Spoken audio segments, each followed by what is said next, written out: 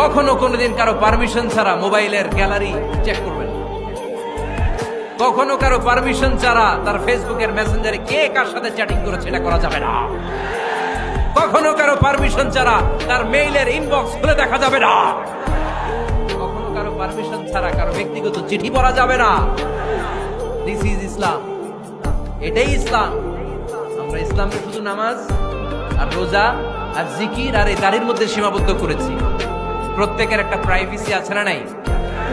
Everyone has privacy and no one should interfere in his privacy or in her privacy. প্রত্যেকের একটা privacy আছে না নাই?